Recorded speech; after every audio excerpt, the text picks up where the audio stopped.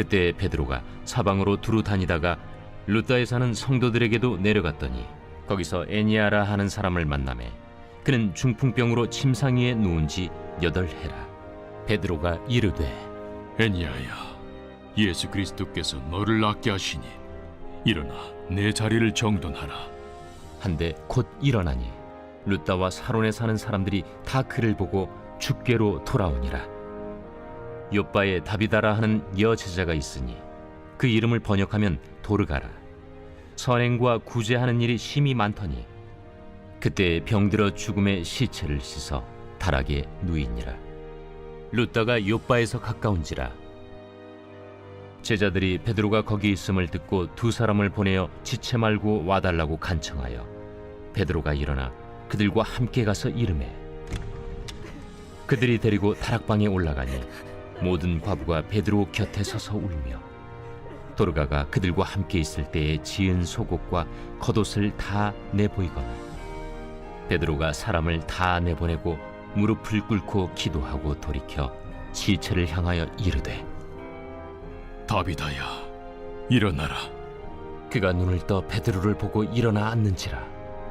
베드로가 손을 내밀어 일으키고 성도들과 과부들을 불러들여 그가 살아난 것을 보이니 온 요빠 사람이 알고 많은 사람이 주를 믿더라. 베드로가 요빠에 여러 날 있어 시몬이라 하는 무두장이의 집에서 머무니라. 할렐루야. 오늘도 하나님의 말씀 앞에 나오신 모든 분들을 진심으로 환영하며 축복하며 또한 말씀을 통하여 우리 가운데 성령께서 역사해 주실 줄 믿습니다. 오늘은 사도행전 9장 32에서 43절의 말씀을 풀리지 않는 의문이라는 제목으로 함께 말씀 살펴보길 소망합니다. 오늘 본문 이전에는 바울의 이야기가 잠시 나왔는데 오늘 본문인 32절부터는 다시 베드로의 이야기로 전환됩니다. 32에서 43절 오늘 본문은요, 베드로가 애니아라는 사람을 고쳐준 일과 다비다라는 사람을 살려준 일이 기록되어 있는데 성령께서 오늘 이 말씀을 통하여 오늘날 우리 가운데 분명히 말씀하실 바가 있으실 줄 믿습니다. 먼저 32절을 보면 그때 베드로가 사방으로 두루 다니다가 룻다에 사는 성도들에게도 내려갔더니 라고 말합니다. 베드로는 사방으로 당시에 다니면서 순회 전도를 하였는데요. 다른 사도들도 마찬가지였을 겁니다. 왜 그랬을까요? 참 아이러니하게도 앞서 예루살렘에 큰 박해가 있었기 때문입니다. 스데반도 죽고요. 그리고 그의 많은 핍박으로 많은 그리스도인들은 흩어지게 되었습니다. 그 결과 오히려 많은 곳에 예수 그리스도의 복음이 흩어지게 되는 일들이 일어났죠. 오늘 그 베드로는 룻다를 향해서 가는데 룻다는 예루살렘에서 약 40km 정도 떨어진 곳에 있었습니다. 거기서 33절입니다.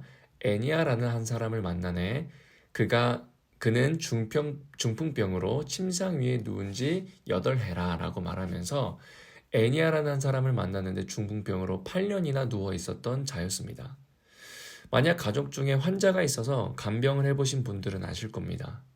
8년이라는 시간은 정말 긴 시간입니다. 도저히 회복이 불가능한 상태라고 보여집니다. 사람은 사실 8년이 아니라 8개월만 누워 있어도 아마 이내 희망을 다 저버렸을 것입니다. 그때 놀랍게도 베드로라는 한 사람이 애니아의 인생에 나타난 것입니다. 그리고 이렇게 말합니다. 34절입니다. 베드로가 이르되 애니아야, 예수 그리스도께서 너를 낫게 하시니 일어나 내 자리를 정돈하라 한데 곧 일어나니. 베드로는 애니아야, 예수 그리스도께서 너를 낫게 하시니 일어나라, 자리를 정돈하자라고 선포하자 애니아는 일어납니다. 정말 놀라운 일이 분명히 오늘 성경에 기록된 것을 볼 수 있죠. 여러분, 우리가 주목해야 할 단어는 무엇입니까? 역시나 예수 그리스도의 이름이었습니다. 베드로는 능력의 근원이 분명히 어디서부터 비롯되는지 알고 있었습니다. 그것은 바로 예수 그리스도의 이름인 것입니다. 당시 애니아를 치료하고 고친 예수 그리스도의 권능과 능력은 오늘날 우리에게도 여전히 유효하며 그 이상의 능력의 이름을 지니신 분명한 하나님 나라의 이름이실 줄 믿습니다. 그리고 그 소문은요, 빠른 속도로 퍼져나가는데요. 35절을 보니 룻다와 사론에 사는 사람들이 다 그를 보고 죽게로 돌아오니라. 룻다는 참 재밌게도 당시 역사를 찾아보니 국제 해상 고속도로가 통과하는 교통의 아주 중요한 요충지였습니다. 그리고 사론이라는 지역은 룻다 근처의 해안 평야였습니다. 성경은요, 룻다와 사론이라는 구체적인 지명을 언급하는데 그 이유는 무엇입니까? 바로 실제로 일어난 일이라는 것을 부각하기 위함입니다. 이 두 지역은 특히나 많은 사람들이 오갔을 것이고, 그리고 당시 성경 외에도 많은 그 지역의 역사적 기록들이 존재했을 것입니다. 많은 사람들은 오늘 이 베드로가 애니야를 치유하였던 것을 분명히 듣고 회심하였다. 즉 이것은 실제적인 사건이었다라는 것을 구체적인 지명을 언급함으로 우리에게 분명하게 알려줍니다. 그리고 36절부터는 또 하나의 사건이 등장하는데요. 베드로가 이번에는 단순히 치료를 넘어 죽은 자를 살리는 한 사건이 등장합니다. 36절입니다. 욥바에 다비다라는 여제자가 있으니 그 이름을 번역하면 도르가라. 선행과 구제하는 일이 심히 많더니. 여러분 참 재밌습니다. 먼저 욥바는 예루살렘에서 가장 가까운 항구 도시였습니다. 오늘날도 이스라엘에 가보면 이곳은 항구 도시로 여전히 존재하는데요. 거기에는 다비다라는 여제자가 있었다고 말합니다. 성경은 의도적으로 여제자라는 칭호를 붙였는데요. 신약 성경에서는 오직 이 단어가 여기에서만 사용되는 단어입니다. 그녀는 아주 성숙한 하나님의 제자였고 성경은 의도적으로 이것을 알려줍니다. 그 증거도 이후에 나오는데요. 도르가 이 다비다는 선행을 아주 힘썼다라고 심히 구제하는 일이 심히 많다고 이후에 이야기합니다. 여러분 조금만 우리가 더 생각을 해보면 여인들은 당시에 선행을 하기에 정말 어려운 사회였습니다. 그러나 도르가는 심히 선행을 많이 하며 참신함과 예수 그리스도의 복음에 대하여 열심히 있었다라는 것을 알 수 있습니다. 그런데 그때에 아주 중요한 일이 벌어집니다. 37절입니다. 그때에 병들어 죽음에 시체를 씻어 다락에 누이니라. 여러분 저는 이 37절만큼 참 우리가 받아들이기 어려운 한 가지의 딜레마를 우리는 맞이합니다. 복음을 위하여서 누구보다도 힘썼던 도르가가 병들어 죽는다는 것이 이해가 되십니까? 재물의 욕심을 탐내었던 아나니아와 삽비라의 죽음은 그리고 그 죽음만이 성경에 기록되어 있다면 사실 오늘날 우리 모두는 고개를 끄덕이며 수용했을 것입니다. 그러나 신약의 어떤 여인에게서 없었던 정말 참된 여제자였다라고 이야기하며 심히 구제를 많이 하였던 그 다비다는 죽으면 안 되는 것입니다. 심지어는 병들어 죽었습니다. 너무나 모순적이게도 베드로는 8년간 누워있던 중풍병자를 극적으로 고쳤는데, 즉 한쪽에서는 병들었던 자를 살리는 일이 일어나고 있는데 한쪽에서는 누구보다 복음을 위해 열심히 했던 한 제자가 병들어 죽었습니다. 여러분 이것이 오늘날 여전히 우리가 맞이하는 신앙에 풀리지 않는 의문입니다. 혹시나 오늘도 여전히 풀리지 않는 그 의문 속에 고민과 고통 속에 계신 분 계십니까? 오늘날 누구보다 주를 위해 열심을 내는 청년 그리고 가정 속에 저는 참 가슴 아픈 고난이 찾아오는 것을 종종 볼 때가 있습니다. 이해되지 않습니다. 모순적입니다. 그러나 오늘 성경은 오늘 우리에게 분명하게 한 가지를 말하며 이것은 아주 큰 위로인데요. 바로 그가 병들어 죽었다는 것이 있는 그대로 기록되었다라는 것입니다. 다른 말로 바꾸어 말하면 오늘 다비다에게 일어났던 그 병들어 죽었던 그것은 거기서 머물러 끝이 난 것이 아니라 바로 더 큰 하나님의 영광과 은혜의 과정으로서 성경은 그 모든 것을 피하지 않고 그대로 기록하였다라는 사실입니다. 우리의 관점으로는 도무지 이해되지 않는 비극이지만 하나님 나라의 관점으로는 이것은 복음의 영광이요 과정이었던 것입니다.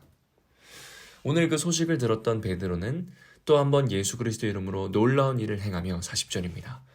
베드로가 사람을 다 내보내고 무릎을 꿇고 기도하고 돌이켜 시체를 향하여 이르되 다비다야 일어나라 하니 그가 눈을 떠 베드로를 보고 일어나 앉는지라. 사랑하는 여러분, 오늘 그 다비다는 도무지 이해할 수 없는 신앙적 의문, 모순을 맞이하지만 결국 그 최후의 비참한 비극인 죽음을 맞이하지만 결국 예수 그리스도 이름으로 부활한 것을 오늘 말씀을 통하여 볼 수 있습니다. 사랑하는 여러분, 설령 우리의 삶 속에서 우리의 모든 신앙적 의문이 다 해소되지 않을지언정 도무지 우리의 머리로 우리의 모든 역사로 모든 것이 이해되고 해석되었다고 당당하게 이야기할 수 없을지언정 우리는 결국 이 다비다와 같이 이 부활의 반전, 부활의 권능, 부활의 승리를 경험하게 될 것입니다. 때로는 좌절되고 절망되고 모든 것을 놓고 포기하고 싶어진 그때, 이해할 수 없는 어려운 신앙의 모순을 맞이하는 그때, 여러분, 하나님이 계시지 않다면 그 모든 것들은 그저 비극으로 끝이 나겠지만 주님은 살아계시기에 우리의 이해할 수 없는 고난조차도 하나님께서는 반드시 영광으로 사용해 주실 줄 믿습니다. 여러분, 오늘 애니야에게 중풍병의 고난이 없었더라면, 다비다에게 병들어 죽음이 없었더라면 어떠했을까요? 우리의 연약함으로 일어난 고난일지언정, 우리의 선택과는 상관없는 고난일지언정, 이 모든 것이 하나님 손에 붙들리면 결국 모든 것은 영광이 될 줄 믿습니다. 애니야도 다비아도 그리고 오늘 이 시대를 살아가는 우리도 결국 웃을 수 있는 것은 예수 그리스도께서 모든 것이 다 끝난 그 순간 부활하셨다라는 것입니다. 예수 그리스도께서는 사망의 그림자를 밝은 빛으로 밝혀주셨습니다. 해결될 수 없는 그 절망의 현장을 새아침에 희망의 현장으로 바꾸어 주셨습니다. 도무지 이해될 수 없는 풀리지 않는 모든 의문을 오늘 부활하신 예수 그리스도 앞에 가져가시길 소망합니다. 시간 함께 기도하시겠습니다. 하나님 아버지, 언제나 우리의 모든 삶은 주님의 손에 붙들려 있는 줄 믿습니다. 때로는 우리의 머리로, 우리의 상식으로, 우리의 경험으로 이해되지 않는 그 순간조차도 반드시 그 끝날에는 결국 예수 그리스도께서 사망의 현장 속에 위대한 부활을 이루어내신 것과 같이 오늘날 우리의 삶 속에서도, 우리의 역사 속에서도 하나님, 우리의 생각을 넘어, 우리의 상식을 넘어 하나님의 영광의 일하심을 여전히 우리 가운데 행하실 줄 믿습니다. 절망의 그 현장 가운데 있는 참된 고통 속에 있는 자들이 있다면 새아침에 희망을 맞이하는 성령의 놀라운 위로하심을 경험하는 그 은혜가 우리 모두에게, 우리 개개인에게 넘칠 수 있도록 성령 하나님 붙드시고 인도하여 주시옵소서. 예수님의 이름으로 기도드립니다. 아멘.